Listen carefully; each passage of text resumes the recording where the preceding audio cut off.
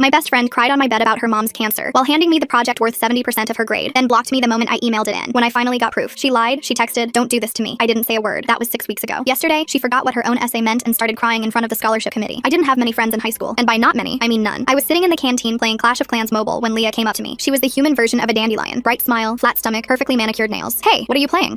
Just a game that I like." I was scared of her judging me until she took out her phone and showed me her base. She was the first person that I'd talked to all year, and I kept waiting for the other shoe to drop, but it never did. Leah had so many friends, but never took more than 2 hours to text me back. She wasn't ashamed of me, and any photos she took of us together always went on her Instagram story with a "You Get Me So High" song in it. So when she texted asking for help with her homework answers, I spent twice as long on my worksheet to make sure that they were right before I sent them, because I might be ugly, chubby, with no riz, but I was blessed with one thing, and that was my intelligence. I had a 4.2 GPA and never found school that hard, but I knew other people did. So sometimes after a test, I'd say, "I definitely failed," even when I knew I got all the answers right just to seem relatable. So when I sent Leah the answers and she got an A, she practically fell in love with me, LOL. "Thank you, thank you, thank you," she exclaimed before wrapping her arms around me. "Do you want me to tutor you? I'm pretty good." "Yes, you are the freaking best." From there, all our hangouts became study sessions, and her GPA went from a 2.4 to 3.7, except it wasn't because she was getting better. You see, Leah was gifted in every area but focus or work ethic. She swore she has undiagnosed ADH and TBH. I believed it. She couldn't sit still without tapping her leg, is the definition of the YAP-atron 5000, and anytime she got a phone notification while trying to study, her brain would completely switch off. The girl was incapable of doing anything without zoning out, but she was my best friend at the time, so I wanted us to go to the same college and be friends for life. So I did what any girl's girl would do in that situation. I started doing her assignments for her. Nothing crazy. Just an algebra function here, an English essay question there. It wasn't until one day when Leah called me in tears that I had to up my game. "Can I come over?" she asked, voice shaking. I immediately said yes. So there we were, sitting on my silk bed sheets when she broke the news. My mom has stage 3 cancer. As soon as I caught sight of the tears pooling in her eyes, I started crying too. The room was silent for a while. When the tears subsided, I took my phone out and started playing Skibidi Toilet on YouTube to lighten the mood. This actually worked, and soon we were both laughing so hard our ribs started hurting. I should have known no one goes from crying to laughing that quickly. That's when she took out her book bag and started working on her project. It was the one that counted towards 70% of our final English grade, her worst subject. "Leah, I can do your project for you," I offered. Immediately, her entire face lit up like I'd never seen before. "Really?" She said it like it was a question, but she was already handing her project over to me. For the next few weeks, I was completely swamped. Between my workload, Leah's project, and Leah's other assignments, I barely had time to go to the bathroom and take a shot without worrying about school. But even through hospital visits and taking care of her mom, Leah was supportive. Every night, she ordered me my favorite on DoorDash, Wingstop with a bottle of Simply Lemonade. I didn't see her much though, but I just figured she wanted some alone time. Fair enough. Fast forward to the day when it was time to present our projects. It was the first time Leah had come into school in weeks. No one but me knew about her mom, and rumors were spreading that she was in Turkey getting implants. But I knew the truth, or so I thought. When she came in, I expected to see a girl barely hanging on by a thread. Messy hair, smudged mascara, puffy eyes, but Leah looked better than ever. And I never looked at her butt before, but I could hear everyone whispering about how it definitely looked bigger. When we locked eyes, I mouthed to her that I had emailed over her presentation, and she did the heart shape with her hands. And since it was high school, and people always gossip about something, I figured Leah had told me the truth until school ended. Because right there was her mom with freshly dyed platinum blonde long hair, obviously new lip filler, extremely glowy skin. "Surprise! I came to pick you up," she announced from the driver's seat of her car. I slowly turned to Leah, who was chewing her fingernails. She knew there was no talking her way out of it, so she got in the car without saying a word, and her mom drove off. When I checked my phone, I saw Leah had blocked me on everything. That's when the realization hit me. Her mom never had cancer. Our entire friendship had been a ploy for her academics. Leah wasn't some friendly, misunderstood, clueless girl. She was a dumb HE, and dumb HEs